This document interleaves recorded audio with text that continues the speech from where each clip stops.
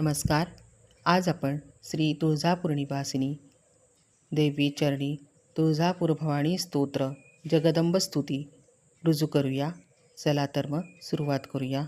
श्री तुळजापूर भवानी स्तोत्र जगदंबा स्तुती. नमोस्तु ते महादेवी शिवे कल्याणी शांभवी प्रसीद वेदविनुते जगदंब नमोस्तु ते. जगतामादिभूतात्वं जगत्वं जगदाश्रया एकाप्यनेकरूपासि जगदंब नमोस्तु ते.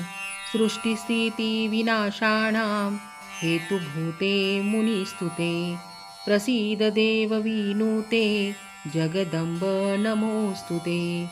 सर्वेश्वरी नमस्तुभ्यं सर्वसौभाग्यदायिनी सर्वशक्तियुते नन्ते जगदंब नमोस्तु ते.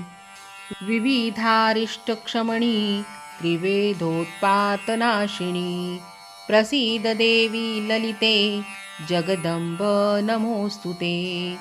प्रसीद करुणासिन्धो तत्त्वा कारुणिकोपरा यतो नास्ति महादेवी जगदंब नमोस्तु ते.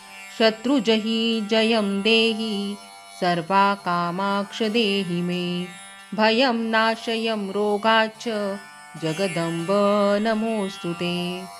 जगदंब नमोस्तु ते हिते जय शम्भोर्दयिते महामते कुलदेवी नमोस्तु ते सदा हृदय मे तिष्ठयतोऽसि सर्वदा.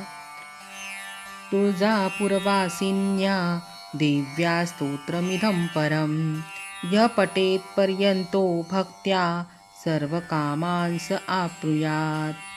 इति श्री परमपूज्य श्री वासुदेवानंद सरस्वती विरचितं श्री तुळजापुरवासिन्या देव्या स्तोत्रं संपूर्णं. श्री तुळजाभवानी देव्ये नमो नमः. श्री कुलस्वामिनी नमो नमः. श्री स्वामी समर्थ.